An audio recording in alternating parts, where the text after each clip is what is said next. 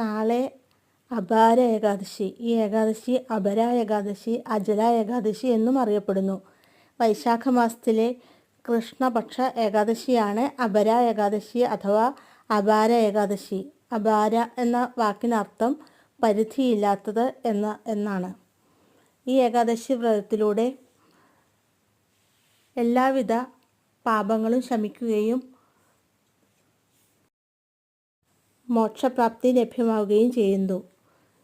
ഈ ഏകാദശി വ്രതത്തിലൂടെ കാർത്തിക മാസത്തിൽ ത്രിവേണി സംഗമത്തിൽ സ്നാനം ചെയ്ത അതേ പുണ്യമാണ് ഒരാൾക്ക് ലഭിക്കുക.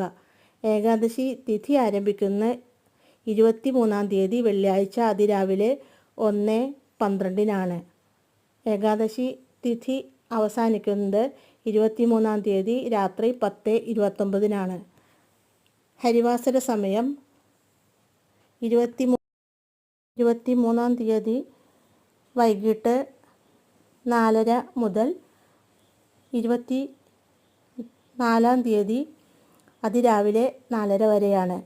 പാരണ വിടുന്നത് 24 ശനിയാഴ്ച 6:02 AM മുതൽ 10:14 AM വരെയാണ്.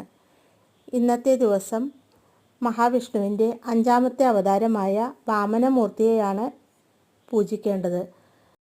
ഓം ശ്രീ വാമനായ നമഃ. ഓം ത്രിവിക്രമായ വിദ്മഹേ വിശ്വരൂപായ ധീമഹി തന്നോ വാമന പ്രചോദയാത്.